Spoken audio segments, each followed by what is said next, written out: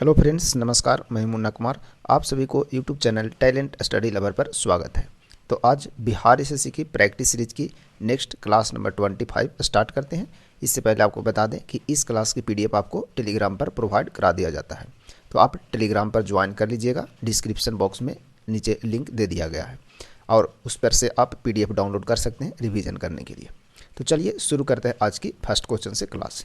तो आज का पहला क्वेश्चन है सिंधु घाटी सभ्यता के लोगों को किस धातु की जानकारी नहीं थी। ठीक है ना, किस धातु की जानकारी नहीं थी। तो इस क्वेश्चन का राइट आंसर है आपका ऑप्शन ए यानी कि लोहा की जो है जानकारी उन लोगों का नहीं था। सिंधु घाटी सभ्यता के जो लोग थे उनको सिंधु घाटी सभ्यता जिसका खोज सर्वप्रथम किसके द्वारा किया गया था, तो सर्वप्रथम दयाराम साहनी के द्वारा किया गया था। दयाराम साहनी के द्वारा 1921 में इसका खोज किया गया था। ठीक है, चलिए बढ़ते हैं आगे। नेक्स्ट है क्वेश्चन नंबर 2 है बौद्ध धर्म के संस्थापक कौन थे। तो इस क्वेश्चन का राइट आंसर है ऑप्शन डी यानी कि गौतम बुद्ध थे बौद्ध धर्म के संस्थापक। इनका जन्म कहाँ हुआ था, तो इनका जन्म लुम्बिनी में हुआ था। ठीक है ना, लुम्बिनी में इनका जन्म हुआ था। कब? 563 ईसा पूर्व में। 563 ईसा पूर्व में इनका जन्म हुआ था, जो कि शाक्य कुल के राजा सूर्यधन के घर में जन्म हुआ था। और इनकी माता का नाम क्या था? महामाया। माता का नाम था महामाया और पिता का नाम क्या था? सूर्यधन। ठीक है ना, इनके पिता का नाम था जो कि शाक्य कुल के राजा थे। ठीक है, चलिए बढ़ते हैं आगे। नेक्स्ट है क्वेश्चन नंबर 3, सोहन सिंह भाखना का संबंध किस संस्था से है। सोहन सिंह भाखना का संबंध किस संस्था से है। तो इस क्वेश्चन का आपका राइट आंसर होगा ऑप्शन सी यानी कि गदर पार्टी से संबंध है। किनका? सोहन सिंह भाखना का संबंध है। गदर पार्टी जिसकी स्थापना कब हुआ था, तो गदर पार्टी की स्थापना 1913 ईस्वी में हुआ था सैन फ्रांसिस्को में। ठीक है ना, सैन फ्रांसिस्को अमेरिका यूएसए में हुआ था। ठीक है ना, तो ये था कुछ इंपॉर्टेंट पॉइंट। और इस क्लास की पीडीएफ जो है आपको टेलीग्राम पर प्रोवाइड करा दिया जाता है। ठीक है ना, तो आप पीडीएफ की टेंशन न लीजिएगा, आप आराम से पढ़ाई करो और अच्छे से पूरे दिल से पढ़ाई करके एग्जाम को क्वालिफाई कीजिए। ठीक है, चलिए बढ़ते हैं आगे नेक्स्ट क्वेश्चन की ओर। नेक्स्ट है क्वेश्चन नंबर 4 है काकोरी डकैती षड्यंत्र कब हुआ। काकोरी डकैती षड्यंत्र जो है वो कब हुआ था। तो इस क्वेश्चन का आपका राइट आंसर है ऑप्शन सी यानी कि 1925 में काकोरी डकैती षड्यंत्र हुआ था, जो कि कहाँ हुआ था, तो यह हुआ था उत्तर प्रदेश में हुआ था, काकोरी नामक स्थान पर हुआ था। ठीक है ना, इसमें प्रसिद्ध जो भूमिका निभाया गया था, इसमें प्रसिद्ध भूमिका किनका था, तो राम प्रसाद बिस्मिल। ठीक है ना, राम प्रसाद बिस्मिल का इसमें प्रमुख भूमिका था, जो कि उनके साथ 10 लोगों ने रेलगाड़ी में जा रहे अंग्रेजी को जो खजाना था अंग्रेज लोगों की, उसको लूटा गया था इसमें, यानी काकोरी डकैती षड्यंत्र में। ठीक है, चलिए नेक्स्ट है क्वेश्चन नंबर 5 है जालियांवाला बाग की घटना घटित हुई थी, यानी जालियांवाला बाग की जो घटना घटित हुआ था वो कब हुआ था। तो इस क्वेश्चन का आपका राइट आंसर होगा ऑप्शन डी यानी कि 13 अप्रैल 1919 ईस्वी को जालियांवाला बाग हत्याकांड हुआ था, जिसमें कांग्रेस के नेता सत्यपाल और सैफुद्दीन किचलू के गिरफ्तारी के विरोध में जालियांवाला बाग में लोग प्रदर्शन कर रहे थे। ठीक है ना, तो उसी टाइम जब प्रदर्शन कर रहे थे उसी टाइम जनरल डायर थे, उन्होंने गोली चलाने का आदेश दे दिया था। ठीक है, तो बहुत सारे लोग जो निहत्थे लोग थे उनकी हत्या हो गई थी। ठीक है, चलिए बढ़ते हैं आगे। नेक्स्ट है क्वेश्चन नंबर 6 है किस ब्रिटिश जनरल ने पोर्टो नोवा में हैदर अली को हराया था। किस ब्रिटिश जनरल के द्वारा हराया गया था।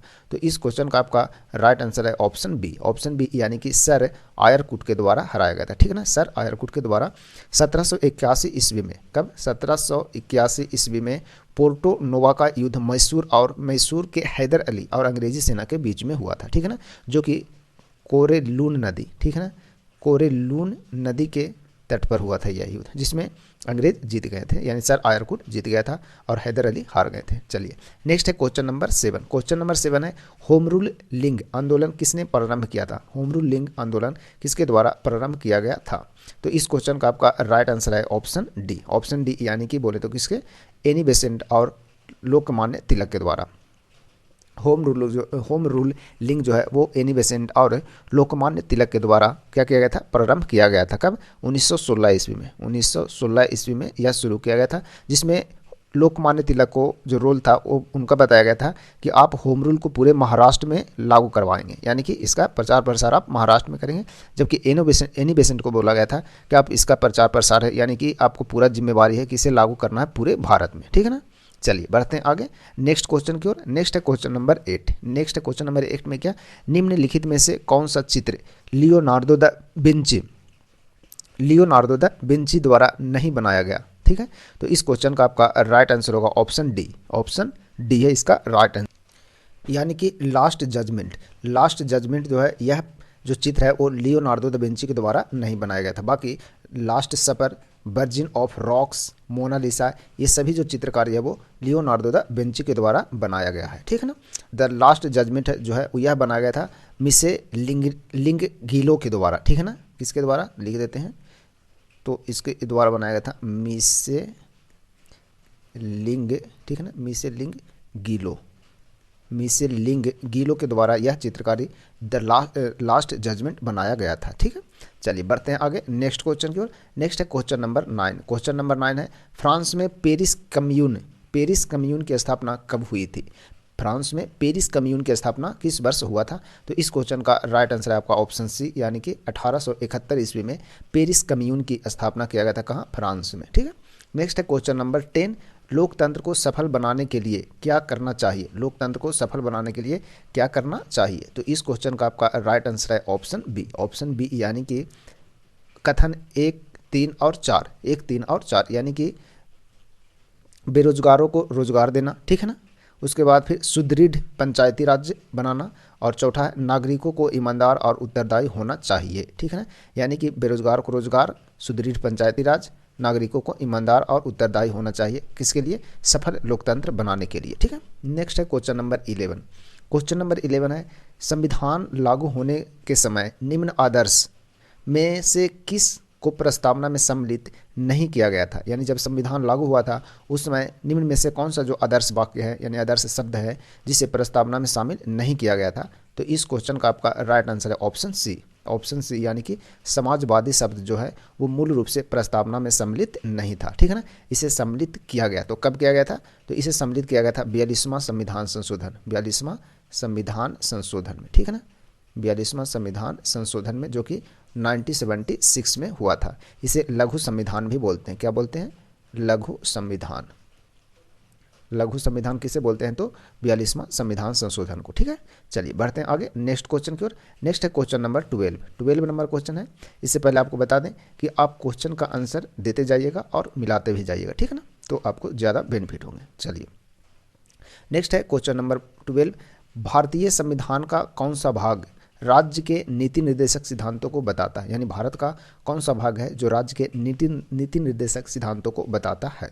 तो इस क्वेश्चन का आपका राइट आंसर है ऑप्शन सी। ऑप्शन सी है, यानी कि ऑप्शन भाग 4 में नीति निर्देशक को बताया गया है, जो कि भारतीय संविधान के अनुच्छेद बोले तो अनुच्छेद 36 से 51 तक है। ठीक है ना, 36 से 51 तक क्या है? तो राज्य के नीति निर्देशक तत्व है। ठीक है ना, चलिए बढ़ते हैं आगे। नेक्स्ट है क्वेश्चन नंबर 13। क्वेश्चन नंबर 13 क्या है कि संविधान में किस संशोधन द्वारा संपत्ति के अधिकार को मौलिक अधिकारों की सूची से हटा दिया गया था। यानी पहले संपत्ति के अधिकार जो था मौलिक अधिकार था, लेकिन उसे हटा दिया गया और मौलिक कर्तव्य में उसे शामिल कर दिया गया। तो कौन सा संविधान संशोधन में यह किया गया। तो इस क्वेश्चन का आपका राइट आंसर है ऑप्शन बी, यानी कि 44वां संविधान संशोधन, जो कि 1978 में हुआ था। 44वां संविधान संशोधन कब हुआ था? 1978 में हुआ था। ठीक है ना, जिसे अब कर दिया गया, यानी संपत्ति के जो अधिकार है, संपत्ति के अधिकार का अधिकार है, उसे अनुच्छेद 300 के क में रख दिया गया। ठीक है ना, संपत्ति के अधिकार को। ठीक है, तो पहले मौलिक अधिकार था, अब हो गया पहले था मौलिक अधिकार, अब हो गया मौलिक कर्तव्य। ठीक है ना, मौलिक अधिकार वर्तमान में कितने हैं? 6। पहले कितना था मौलिक अधिकार? तो पहले 7 था। वर्तमान में मौलिक कर्तव्यों की संख्या 11। ठीक है ना, पहले कितना था? 10 था। पहले मौलिक कर्तव्य 10 थे, वर्तमान में मौलिक कर्तव्य 11। पहले मौलिक अधिकार थे 6, वर्तमान में हो गए हैं मौलिक अधिकार वर्तमान में मौलिक अधिकार है 6 और पहले था मौलिक अधिकार 7। ठीक है, चलिए कोई कन्फ्यूजन हो आप कमेंट बॉक्स में कमेंट जरूर कीजिएगा। चलिए नेक्स्ट है क्वेश्चन नंबर 14। 40 नंबर क्वेश्चन है, डैश की नियुक्ति यानी किसकी नियुक्ति भारत के राष्ट्रपति द्वारा नहीं की जाती है, ठीक है ना, नहीं की जाती है भारत के राष्ट्रपति की नियुक्ति निम्न में से किन्हें। तो इस क्वेश्चन का आपका राइट आंसर है ऑप्शन बी यानी कि महाधिवक्ता की नियुक्ति राष्ट्रपति के द्वारा नहीं बल्कि राज्यपाल के द्वारा किया जाता है। किसके द्वारा? राज्यपाल के द्वारा किया जाता है, क्योंकि महाधिवक्ता जो होते हैं वो राज्य के प्रमुख क्या होते हैं? विधि अधिकारी होते हैं, ठीक है ना। विधि अधिकारी कौन होता है राज्य में? सबसे प्रमुख तो महाधिवक्ता होता है, ठीक है ना।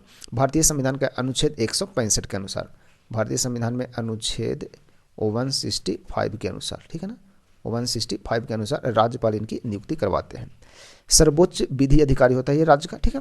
जबकि राष्ट्रपति द्वारा उच्चतम न्यायालय यानी सुप्रीम कोर्ट के न्यायाधीश, राज्यपाल और महान्यायवादी ये सभी की नियुक्ति राष्ट्रपति के द्वारा कराए जाते हैं, ठीक है ना।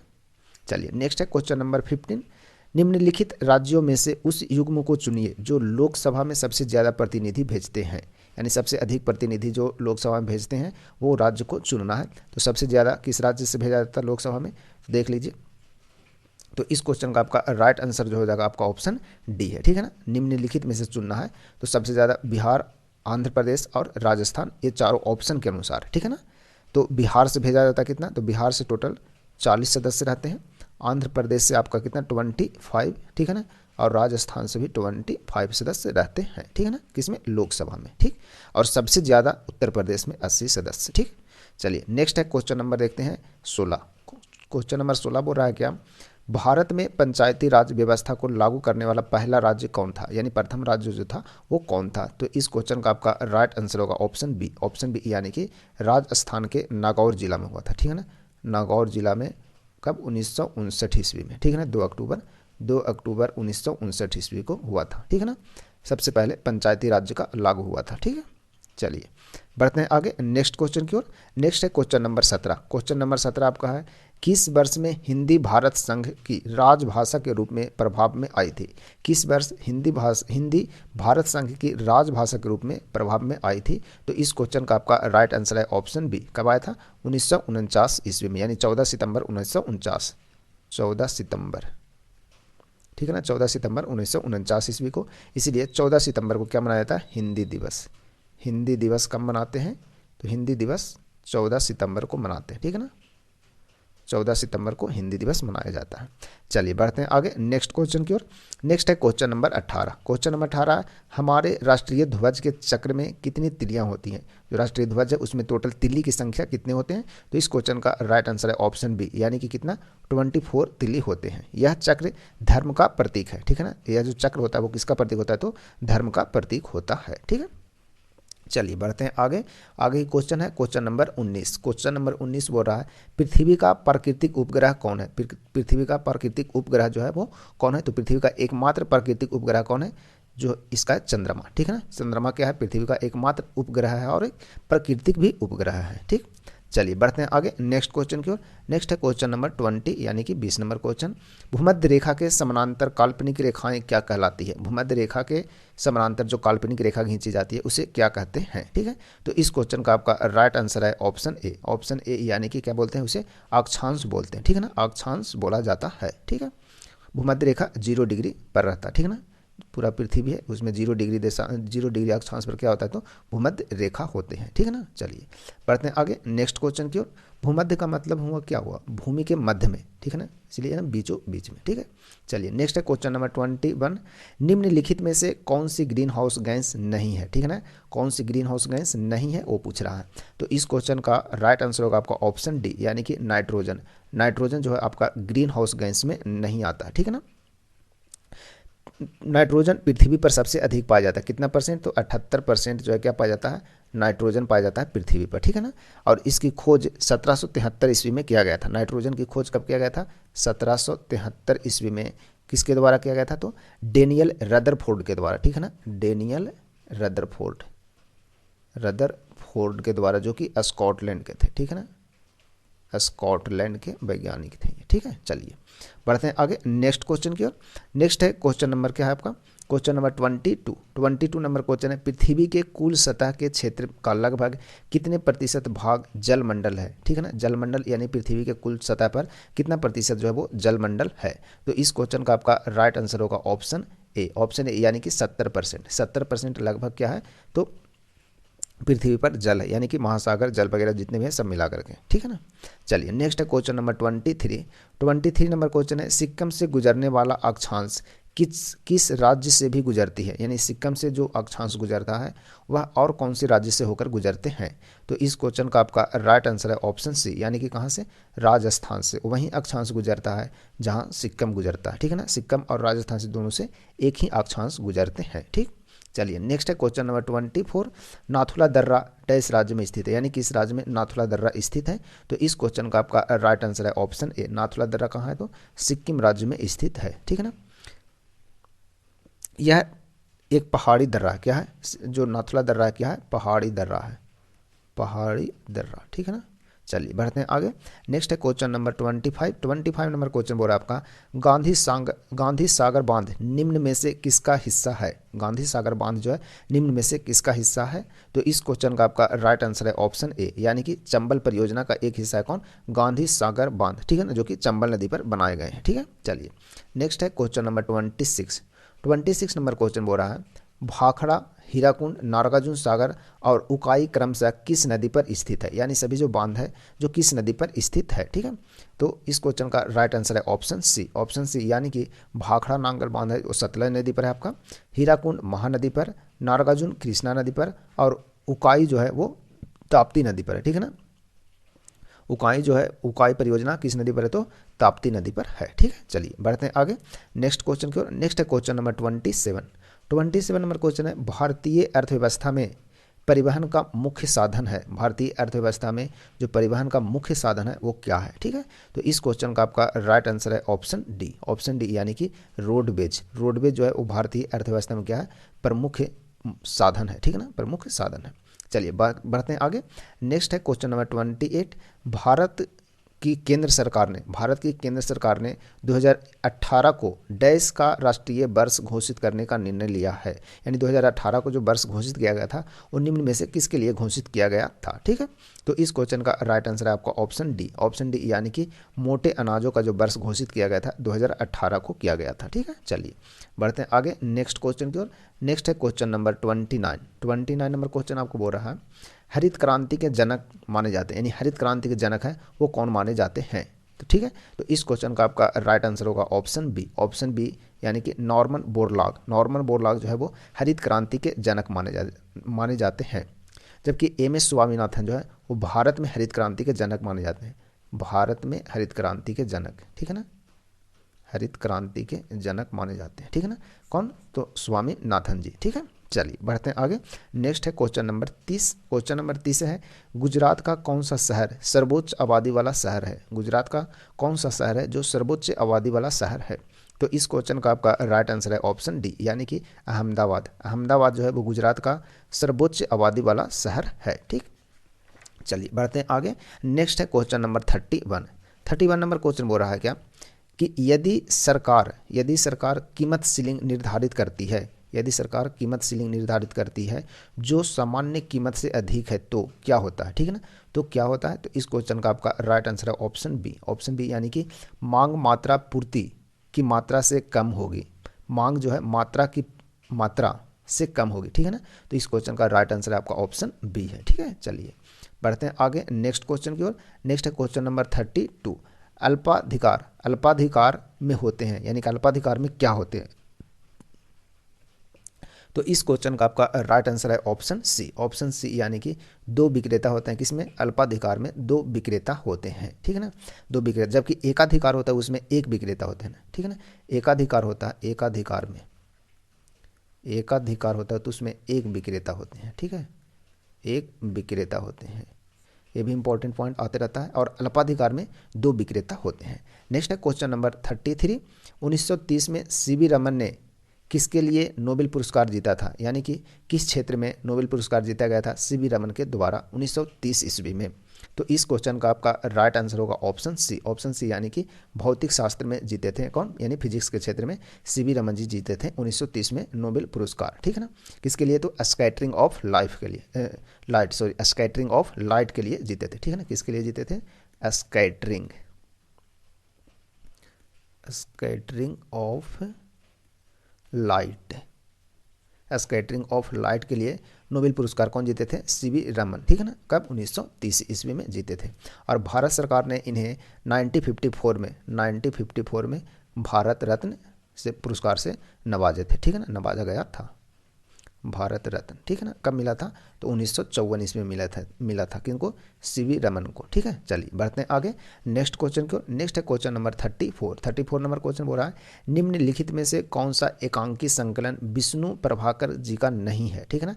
निम्नलिखित में से कौन सा एकांकी संकलन विष्णु प्रभाकर जी का नहीं है? तो इस क्वेश्चन का राइट आंसर आपका ऑप्शन सी, यानी कि बादलों के पार जो संकलन है वो विष्णु प्रभाकर जी का नहीं है, ठीक है। नेक्स्ट है क्वेश्चन नंबर 35 देखते हैं। भारत में राष्ट्रीय दुग्ध दिवस यानी दूध दिवस मनाया जाता है, यानी भारत में राष्ट्रीय दूध दिवस कब मनाया जाता है? तो इस क्वेश्चन का आपका राइट आंसर है ऑप्शन बी, यानी कि 26 नवंबर को राष्ट्रीय दूध दिवस मनाया जाता है, ठीक है ना। डॉक्टर बर्गिज कुरियर का इस दिन क्या है? जन्म दिवस है, ठीक है ना। किसका? डॉक्टर बर्गिज कुरियर, जिन्हें भारत में श्वेत क्रांति के जनक माने जाते हैं, ठीक है ना। श्वेत क्रांति के जनक किन्हें माना जाता है? तो डॉक्टर बर्गिज कुरियर को माना जाता है, ठीक है। चलिए बढ़ते हैं आगे। नेक्स्ट है क्वेश्चन नंबर क्या? 36। उड़ीसा से प्रारंभ एक प्राचीन लोक नृत्य है, यानी उड़ीसा से जो प्रारंभ हुआ था, शुरू हुआ था एक प्राचीन लोक नृत्य, जिसका नाम क्या है? तो इस क्वेश्चन का राइट आंसर है ऑप्शन डी, यानी कि घुमरा। घुमरा जो है वो प्राचीन लोक नृत्य है जो कि उड़ीसा से प्रारंभ हुआ था, ठीक है। चलिए नेक्स्ट है क्वेश्चन नंबर 37 नंबर क्वेश्चन है फूलों के संवर्धन के विज्ञान को कहते हैं, फूलों के संवर्धन के विज्ञान को क्या कहते हैं? तो इस क्वेश्चन का राइट आंसर आपका ऑप्शन सी, यानी कि क्या बोलते हैं उसे?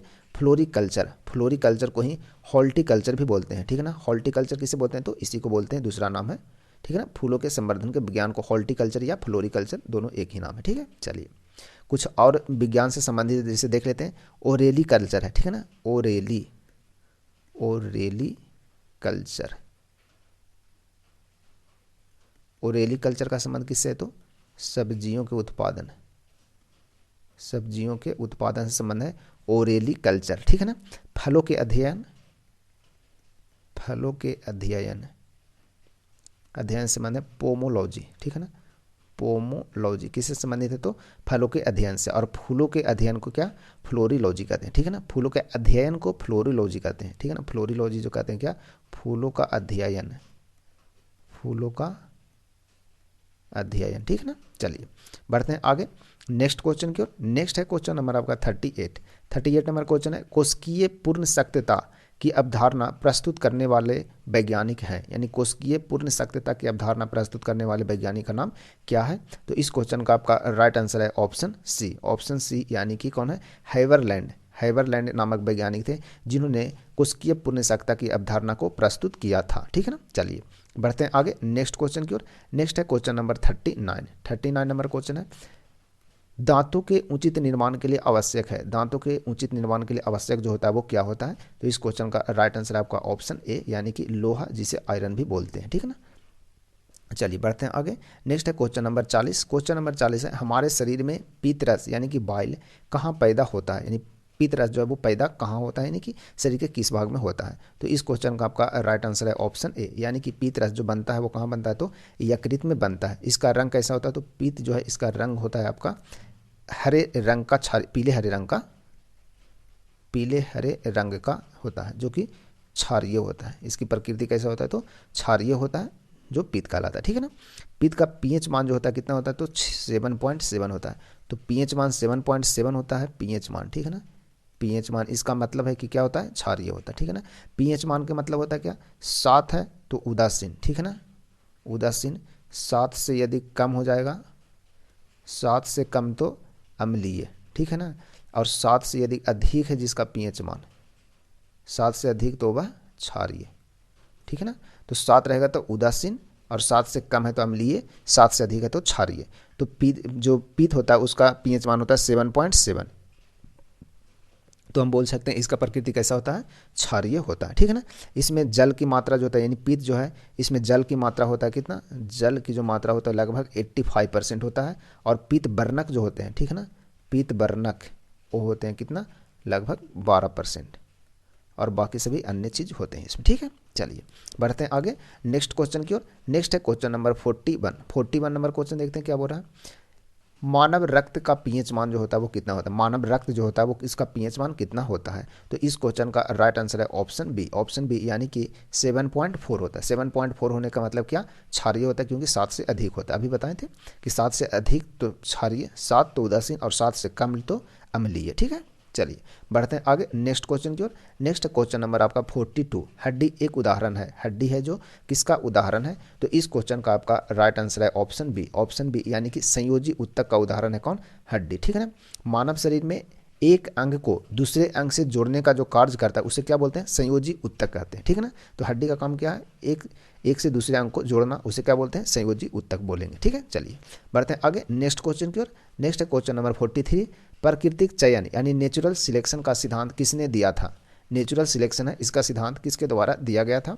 तो इस क्वेश्चन का आपका राइट आंसर है ऑप्शन सी यानी कि चार्ल्स डार्विन जी के द्वारा दिया गया था नेचुरल सिलेक्शन का सिद्धांत। ठीक है ना, लेमार्क जिसने जीव विज्ञान शब्द को सर्वप्रथम बताया था। ठीक है ना, जीव विज्ञान शब्द सर्वप्रथम किनके द्वारा दिया गया था, तो लेमार्क के द्वारा दिया गया था। ठीक है ना, और जीव विज्ञान के पिता किसे कहते हैं, तो अरस्तु का। आधुनिक जीव विज्ञान के पिता किसे बोलते हैं, तो अरस्तु को बोलते हैं। चलिए पढ़ते हैं आगे नेक्स्ट क्वेश्चन की ओर। नेक्स्ट है क्वेश्चन नंबर 44, परावैंगनी विकिरणों के हानिकारक प्रभाव से मुख्य रूप से डैश होता है, यानी कि कौन सा रोग होता है।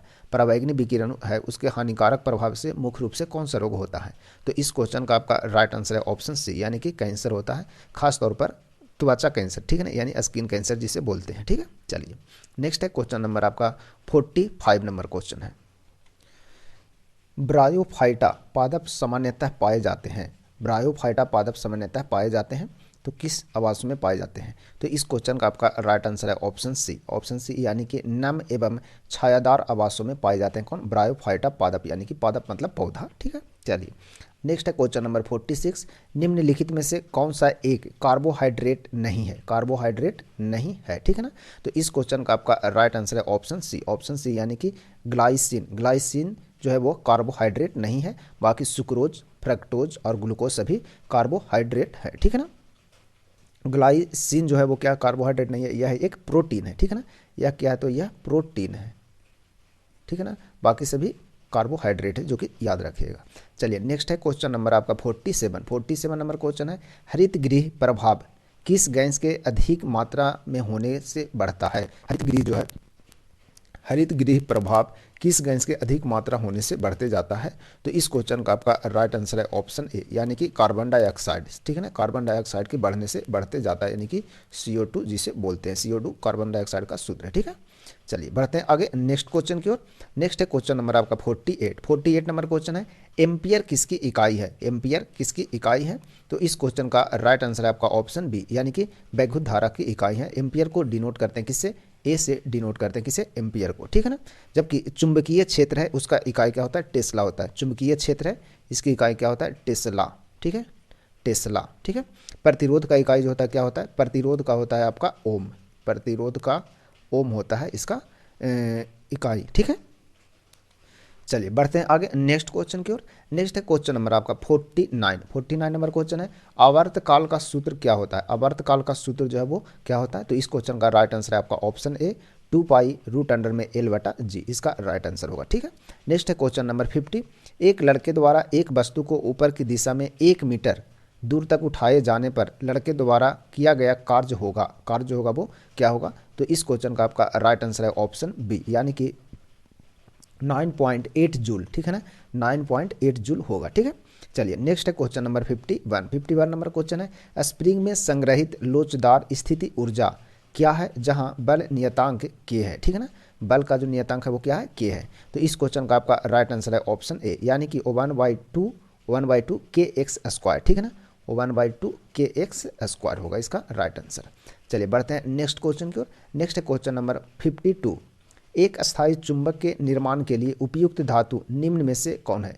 एक अस्थायी चुंबक जब बनाया जाता है तो उसमें के निर्माण के लिए उपयुक्त जो धातु होता है वो निम्न में से किन्हें होना चाहिए। तो इस क्वेश्चन का आपका राइट आंसर है ऑप्शन डी यानी कि उसके लिए स्टील को होना उपयुक्त में से, मतलब कि इन चारों ऑप्शन में से स्टील होना जरूरी है, यानी कि स्टील इंपॉर्टेंट है। ठीक है, नेक्स्ट है क्वेश्चन नंबर 53 नंबर क्वेश्चन है, किस कारण से वर्षा की बूंदें गोलीय आकार की होती है, यानी कि वर्षा की बूंद जो गोल होता है वो किस कारण होता है। तो इस क्वेश्चन का राइट आंसर है आपका ऑप्शन सी, ऑप्शन सी, यानी कि पृष्ठ तनाव, जिसे इंग्लिश में सरफेस टेंशन भी बोलते हैं। ठीक है, चलिए नेक्स्ट है क्वेश्चन नंबर 54, उष्मा के बढ़ने से ताप में क्या होता है। ठीक है ना, जब उष्मा बढ़ता है तो ताप में क्या होता है। तो इस क्वेश्चन का आपका राइट आंसर है ऑप्शन बी, यानी कि ताप में बढ़ जाता है, यानी उष्मा बढ़ने से ताप भी क्या हो जाता है, बढ़ जाता है। ठीक है, नेक्स्ट है क्वेश्चन नंबर 55 नंबर क्वेश्चन है, वास्तविक वस्तु का वास्तविक प्रतिबिंब निम्न में से कौन बना सकता है, यानी वास्तविक वस्तु का वास्तविक प्रतिबिंब निम्न में से कौन बना सकता है।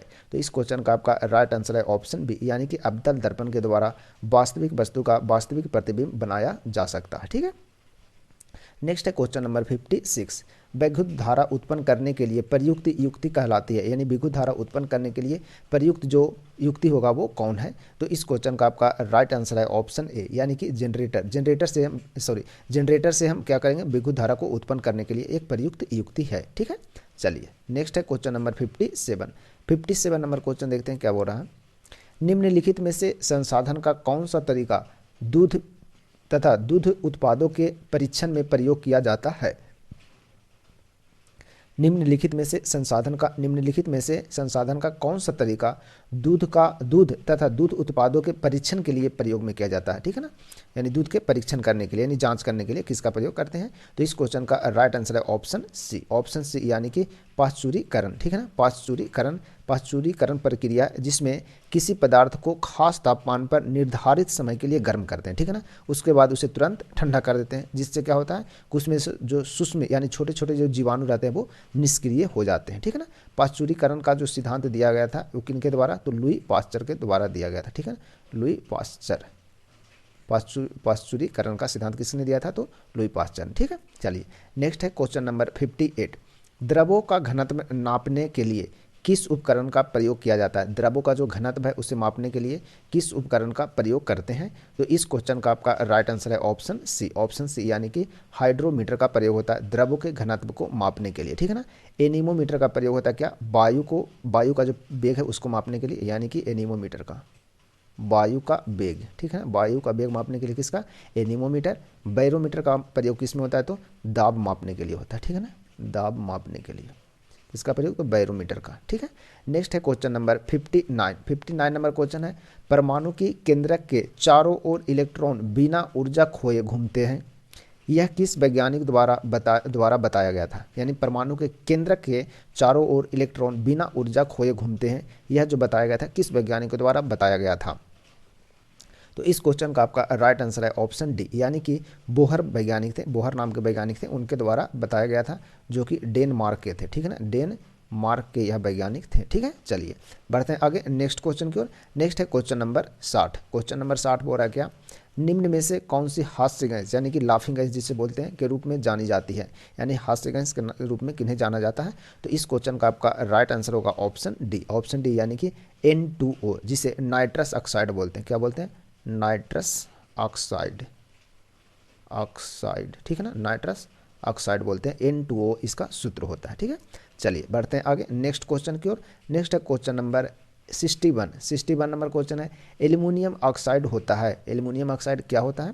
तो इस क्वेश्चन का आपका राइट आंसर है ऑप्शन बी, यानी क्या होता है, उभयधर्मी होता है। उभयधर्मी किसे बोलते हैं, तो उभयधर्मी वह है जो क्षारीय तथा अम्लीय दोनों के तरह ऑक्साइड के साथ समान व्यवहार करता है। ठीक है ना, क्षारीय तथा अम्लीय दोनों के तरह ऑक्साइड में के साथ समान व्यवहार करता है, उसे उभयधर्मी कहते हैं। ठीक है, चलिए नेक्स्ट है क्वेश्चन नंबर 62 नंबर क्वेश्चन है, KMnO4 में मैग्नीज की ऑक्सीकरण संख्या क्या है। ठीक है, तो इस क्वेश्चन का आपका राइट आंसर होगा ऑप्शन डी, यानी कितने होंगे, 7 होंगे, टोटल 7 होंगे। ठीक है ना, चलिए बढ़ते हैं आगे नेक्स्ट क्वेश्चन की ओर। नेक्स्ट है क्वेश्चन नंबर 63 नंबर क्वेश्चन है, सोडियम कार्बोनेट का व्यापारिक नाम है, सोडियम कार्बोनेट का जो व्यापारिक नाम है वो क्या है। तो इस क्वेश्चन का आपका राइट आंसर है ऑप्शन ए। ठीक है ना, ऑप्शन ए, यानी कि धोने का सोडा इसे बोलते हैं, सोडियम कार्बोनेट को इसका व्यापारिक नाम है। ठीक है ना, इसको क्या इसमें किस सोडियम कार्बोनेट का प्रयोग कहाँ होता है, तो धोने का सोडा भी कहा जाता है इसे, जो कि कपड़ा धोने के लिए यूज किया जाता है। ठीक है ना, कपड़ा धोने के लिए यूज किया जाता है, इसीलिए धोने का सोडा बोलते हैं। और इसका एक और नाम है जिसे क्या बोलते हैं, तो सोडियम कार्बोनेट, ठीक है ना, इसी को बोलते हैं। चलिए बढ़ते हैं आगे नेक्स्ट क्वेश्चन की ओर। नेक्स्ट है क्वेश्चन नंबर है आपका 64 नंबर क्वेश्चन है, रबड़ स्टील से अधिक लचीला होता है। रबड़ जो है स्टील से अधिक लचीला क्यों होता है? क्योंकि ऑप्शन, इसका राइट आंसर होगा ऑप्शन सी, ठीक है ना, ऑप्शन सी, यानी कि प्रतिबल का विकृति से अनुपात अधिक है, ठीक है ना, प्रतिबल का विकृति से अनुपात अधिक होता है, इसीलिए रबर स्टील से अधिक लचीला होता है, ठीक है। चलिए नेक्स्ट है क्वेश्चन नंबर आपका 65 नंबर क्वेश्चन है, किसको ग्लूकोज के साथ गर्म करने पर रजत दर्पण बनता है? ठीक है ना, किसको ग्लूकोज के साथ गर्म करते हैं तो रजत दर्पण बनता है। तो इस क्वेश्चन का आपका राइट आंसर है ऑप्शन डी, यानी कि टालेन अभिकर्मक, ठीक है ना, टालेन अभिकर्मक इस क्वेश्चन का राइट आंसर है। तो आगे बढ़ते हैं, नेक्स्ट है क्वेश्चन नंबर 66, C60 एक अणु है जिसमें डैश के रूप में व्यवस्थित 60 कार्बन परमाणु होते हैं, यानी कि किस रूप में व्यवस्थित होते हैं या किस रूप में व्यवस्थित 60 कार्बन परमाणु होते हैं, ठीक है।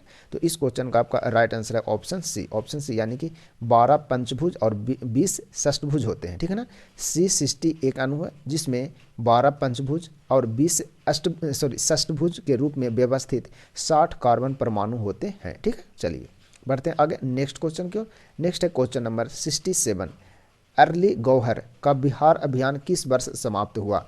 अर्ली गौहर का बिहार अभियान किस वर्ष समाप्त हुआ? तो इस क्वेश्चन का आपका राइट आंसर है ऑप्शन डी, यानी कि 1759 ईस्वी में इनका बिहार दौरा यानी बिहार का अभियान जो था वो समाप्त हुआ था। चलिए बढ़ते हैं आगे, नेक्स्ट है क्वेश्चन नंबर आपका 68 नंबर क्वेश्चन है, निम्न में से किस जिले में बिहार का एकमात्र राष्ट्रीय उद्यान स्थित है? ठीक है ना, राष्ट्रीय उद्यान स्थित है बिहार के किस जिले में? तो इस क्वेश्चन का राइट आंसर है ऑप्शन सी, यानी कि पश्चिमी चंपारण में है, जिसका नाम क्या है, तो एकमात्र राष्ट्रीय उद्यान है, इसका नाम है क्या, वाल्मीकि राष्ट्रीय उद्यान, ठीक है ना, वाल्मीकि राष्ट्रीय उद्यान, ठीक है ना, बिहार का एकमात्र है जो कि पश्चिम चंपारण में स्थित है। चलिए नेक्स्ट है क्वेश्चन नंबर 69, अहमदनगर जिले का नाम चेंज करके नया नाम योद्धा रानी अहिल्याबाई होलकर के नाम रख दिया जाएगा, ठीक है ना, अहमदनगर का नाम चेंज हो जाएगा, क्या जिला का नाम है वो चेंज होकर के योद्धा रानी अहिल्याबाई होलकर हो जाएगा। अहमदनगर किस राज्य का जिला है? ठीक है ना, अहमदनगर किस राज्य का जिला है? तो इस क्वेश्चन का राइट आंसर होगा आपका ऑप्शन डी, यानी कि अहमदनगर जो जिला है वो कहाँ का है, महाराष्ट्र का है, ठीक है। चलिए नेक्स्ट है क्वेश्चन नंबर 70, निम्नलिखित में से किस देश ने पुरुष हॉकी जूनियर एशिया कप 2023 जीता? ठीक है, तो इस क्वेश्चन का आपका राइट आंसर होगा ऑप्शन ए, यानी कि भारत ने जीता। इसमें विजेता भारत और उप विजेता कौन है, तो पाकिस्तान, ठीक है ना, उप विजेता पाकिस्तान, ठीक है। चलिए बढ़ते हैं आगे नेक्स्ट क्वेश्चन की ओर। नेक्स्ट है क्वेश्चन नंबर आपका 71 नंबर क्वेश्चन देखते हैं क्या है, केंद्र शासित प्रदेश दादर और नगर हवेली की राजधानी का नाम बताइए, यानी केंद्र शासित प्रदेश दादर और नगर हवेली की राजधानी क्या है? तो इस क्वेश्चन का आपका राइट आंसर है ऑप्शन डी, यानी कि दादर नगर हवेली की राजधानी कहाँ है, सिलवासा, ठीक है ना। चलिए बढ़ते हैं आगे, नेक्स्ट है क्वेश्चन नंबर आपका 72 नंबर क्वेश्चन है, पटका किस देश की मुद्रा है? पटका किस देश की मुद्रा है? तो इस क्वेश्चन का आपका राइट आंसर है ऑप्शन ए, यानी कि मकाऊ की मुद्रा का नाम क्या है, पटका है, ठीक है ना। चलिए बढ़ते हैं आगे, नेक्स्ट है क्वेश्चन नंबर 73 नंबर है, इनमें से कौन सी ग्लोब पर सबसे लंबी अक्षांश रेखा है? ग्लोब पर सबसे लंबी अक्षांश रेखा वो कौन है? तो इस क्वेश्चन का आपका राइट आंसर है ऑप्शन ए, यानी कि उसे बोलते हैं भूमध्य रेखा, जो कि 0 डिग्री पर स्थित है, ठीक है ना, 0 डिग्री पर स्थित है कौन, भूमध्य रेखा, यानी कि पृथ्वी के बीचों बीच में, जिसे भूमध्य रेखा को सबसे लंबा अक्षांश यानी कि सबसे लंबा वृत्त भी बोलते हैं, ठीक है। चलिए नेक्स्ट है क्वेश्चन नंबर 74 नंबर क्वेश्चन है, निम्नलिखित में से कौन सी मगध साम्राज्य की राजधानी थी? मगध साम्राज्य की राजधानी निम्न में से कौन थी? ठीक है, तो इस क्वेश्चन का आपका राइट आंसर है ऑप्शन बी, यानी कि राजगीर, ठीक है ना, राजगीर जो था राजगीर शहर मगध राज्य की पहली राजधानी, ठीक है ना, ठीक है, राजगीर शहर जो है मगध साम्राज्य की पहली राजधानी थी, ठीक है ना, पहली राजधानी। चलिए बढ़ते हैं आगे नेक्स्ट क्वेश्चन की ओर। नेक्स्ट है क्वेश्चन नंबर 75, भारत के उच्चतम न्यायालय के मुख्य न्यायाधीश और अन्य न्यायाधीशों की नियुक्ति कौन करता है? यानी भारत के उच्चतम न्यायालय के मुख्य न्यायाधीश और अन्य न्यायाधीश होते हैं जो कि सुप्रीम कोर्ट के बारे में, तो उसकी नियुक्ति किसके द्वारा किया जाता है? तो इस क्वेश्चन का आपका राइट आंसर है ऑप्शन बी, यानी कि राष्ट्रपति यानी कि भारत के प्रेसिडेंट के द्वारा किया जाता है, ठीक है। नेक्स्ट है क्वेश्चन नंबर 76 नंबर क्वेश्चन बोल रहा है आपका, राष्ट्रीय जल मार्ग, ठीक है ना, राष्ट्रीय जल मार्ग 2 इनमें से किन 2 स्थानों को जोड़ता है? राष्ट्रीय जल मार्ग 2 है वो किन स्थानों को जोड़ता है? तो इस क्वेश्चन का राइट आंसर है ऑप्शन डी, यानी कि सदिया और दुबरी को जोड़ता है। किसे? सदिया और दुबरी को जोड़ता है, ठीक है ना। चलिए नेक्स्ट है क्वेश्चन नंबर 77 नंबर है, वह एकमात्र भारतीय राज्य कौन सा है? वह एकमात्र भारतीय राज्य कौन सा है जिसकी सीमा सिक्किम से साथ जुड़ी हुई है, यानी सिक्किम के साथ जुड़ी हुई है, भारत के एकमात्र राज्य है, उसी का वह जुड़ा हुआ है, ठीक है। तो इस क्वेश्चन का आपका राइट आंसर है option C, sorry option A यानी कि पश्चिम बंगाल। पश्चिम बंगाल एकमात्र राज्य है जिसकी सीमा भारत के राज्य सिक्किम से जुड़ा हुआ है, ठीक है ना। चलिए बढ़ते हैं आगे नेक्स्ट क्वेश्चन की ओर। नेक्स्ट है क्वेश्चन नंबर आपका 78 नंबर क्वेश्चन है, उस नदी का नाम बताइए जिस पर इंदिरा सागर बांध बंधा हुआ है, ठीक है ना। इंदिरा सागर बांध बंधा हुआ है तो कौन सी नदी पर बंधा हुआ है? तो इस क्वेश्चन का राइट आंसर है ऑप्शन सी यानी कि नर्मदा नदी पर, जो कि मध्य प्रदेश में, ठीक है ना, मध्य प्रदेश में बंधा हुआ है, ठीक है। चलिए बढ़ते हैं आगे नेक्स्ट क्वेश्चन की ओर। नेक्स्ट है क्वेश्चन नंबर आपका 79 नंबर क्वेश्चन है, पुदुचेरी का लोक नृत्य कौन सा है? पुदुचेरी का लोक नृत्य कौन सा है? तो इस क्वेश्चन का आपका राइट आंसर है ऑप्शन सी यानी कि गराडी जो लोक नृत्य है वो कहाँ की है? तो पुदुचेरी का लोक नृत्य है, ठीक है। चलिए नेक्स्ट है क्वेश्चन नंबर 80, क्वेश्चन नंबर 80 ये, हाँ चलिए 2011 की जनगणना के अनुसार भारत का तीसरा सर्वाधिक जनसंख्या वाला राज्य है। भारत का तीसरा सर्वाधिक जनसंख्या वाला राज्य कौन है 2011 के जनगणना के अनुसार? तो इस क्वेश्चन का आपका राइट आंसर होगा ऑप्शन सी, ठीक है ना, ऑप्शन सी यानी कि बिहार। ऑप्शन सी तीसरा नंबर में किसका है? तो बिहार का है। सबसे ज़्यादा यूपी का, ठीक है ना, जनसंख्या, उसके बाद आता है महाराष्ट्र का नंबर, ठीक है ना, महाराष्ट्र, और तीसरा फिर आता है बिहार का नंबर, ठीक है ना, सबसे ज़्यादा जनसंख्या में। और जनसंख्या घनत्व में बिहार जो है वो क्या है? फर्स्ट है, ठीक है।